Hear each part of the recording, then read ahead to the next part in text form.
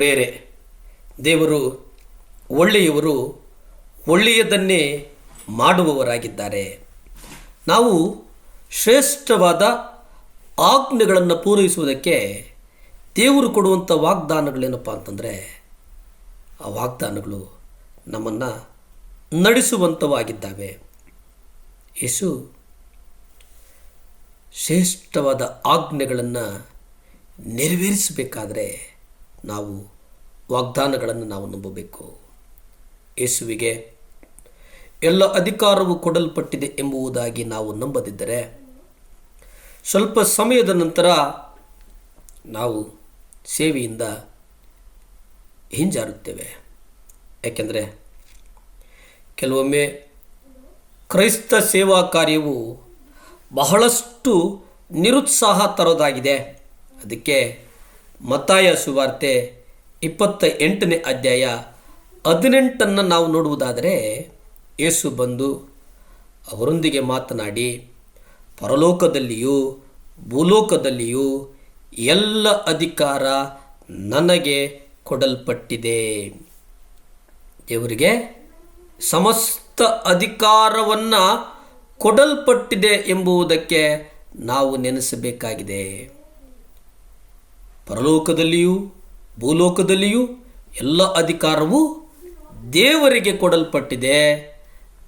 ಯುಗದ ಸಮಾಪ್ತಿಯವರೆಗೂ ಎಲ್ಲ ದಿವಸ ದೇವರು ನಿಮ್ಮ ಸಂಗಡ ಇರುತ್ತಾನೆ ಅನ್ನುವುದನ್ನು ನೀವು ಯಾವುದೇ ಕಾರಣಕ್ಕೂ ಮರೆಯಬಾರದು.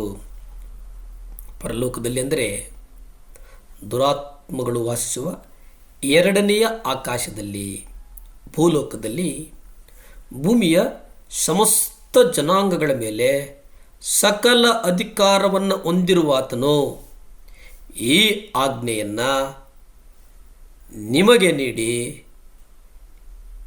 ಇದ್ದಾನೆ ಅನ್ನುವುದನ್ನು ನಾವು ಗ್ರಹಿಸಬೇಕಾಗಿದೆ.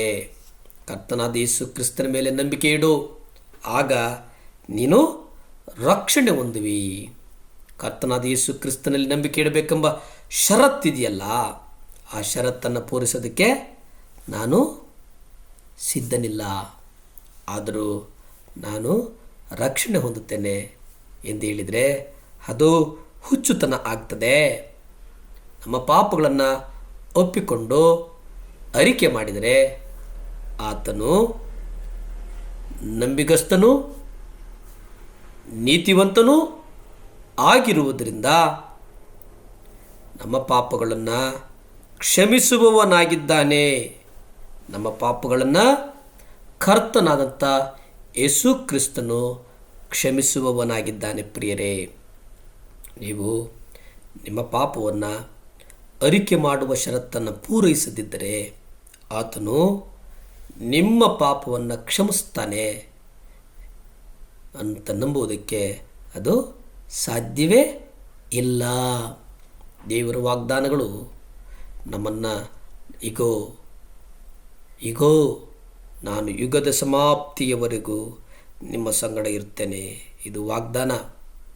ಈ ವಾಗ್ದಾನ ಹಾಸ್ಯಾಸ್ಪದವಾದಂಥದ್ದಲ್ಲ, ಇದು ಬೆರಗುಗೊಳಿಸುವಂಥದ್ದು, ನಂಬಿಕೆ ಕೊಡುವಂಥದ್ದು. ಯಾಕಂದರೆ ದೇವರು ಹೇಳುವಂಥದ್ದೇನೋ, ಈಗೋ ನಾನು ಸದಾ ನಿಮ್ಮ ಸಂಗಡ ಇರುವೆನು. ದೇವರು ಸದಾ ನಮ್ಮ ಸಂಗಡ ಇರುವಂಥವರಾಗಿದ್ದಾರೆ. ಯಾವಾಗಲೂ ನಮ್ಮ ಸಂಗಡ ಇರುವುದರ ಫಲ ಏನಪ್ಪ ಅಂತಂದರೆ ನಿರಾಸೆ, ಅಂಧಕಾರ, ಕಳೆಗುಂದುವಿಕೆ, ಇವುಗಳ ಅನುಭವಗಳಿಂದ ನಮ್ಮನ್ನು ಬಿಡುಗಡೆಗೊಳಿಸುವವರು ಯೇಸು ಕ್ರಿಸ್ತನಾಗಿದ್ದಾನೆ. ಪ್ರಿಯರೇ, ಪ್ರಾರ್ಥನೆ ಮಾಡಿಕೊಳ್ಳೋಣವೇ. ಭೂಮಿ ಆಕಾಶಗಳನ್ನು ಉಂಟು ಮಾಡಿದಂಥ ಸರ್ವಶಕ್ತನಾದಂಥ ದೇವರ ಸ್ತೋತ್ರಪ್ಪ. ನಾವು ಈ ಮುಂಜಾನೆಯಲ್ಲಿ ಬೇಡ್ತಾ ಇದ್ದೇವಪ್ಪ. ಅಪ್ಪ ಸಹಾಯ ಮಾಡಪ್ಪ, ರಾಜ ಸಹಾಯ ಮಾಡಪ್ಪ, ಎಲ್ಶಡ್ಡಾಯ್ ಸಹಾಯ ಮಾಡಪ್ಪ. ಯಾರ್ಯಾರು ಖಿನ್ನತೆಯಿಂದಿದ್ದಾರೋ, ಯಾರ್ಯಾರು ಆಸ್ಪತ್ರೆಗಳಲ್ಲಿದ್ದಾರೋ ದೇವರೇ ಬಿಡುಗಡೆ ಕೊಡು ಸ್ವಾಮಿ, ನಿಮ್ಮ ರಕ್ತದಿಂದ ಬಿಡುಗಡೆ ಕೊಡು ಸ್ವಾಮಿ. ಯಾರ್ಯಾರು ಮುಂಜಾನೆ ಈ ಪ್ರಾರ್ಥನೆಯಲ್ಲಿ ಏಕೀಭವಿಸಿದ್ದಾರೋ ಅವರ ಹೃದಯದ ಆಸೆಗಳನ್ನು ಪೂರೈಸಪ್ಪ. ಅಪ್ಪ ಸಹಾಯ ಮಾಡಪ್ಪ, ದೇವಾ ಸಹಾಯ ಮಾಡಪ್ಪ. ಸ್ತುತಿ, ಘನ, ಮಾನ, ಮಹಿಮೆ ನಿಮ್ಮೊಬ್ಬರಿಗೆ ಸಲ್ಲಿ ತಂದೆ. ಆಮೇನ್, ಅಮೇನ್ ಅಮೇನ್. Hallelujah, hallelujah.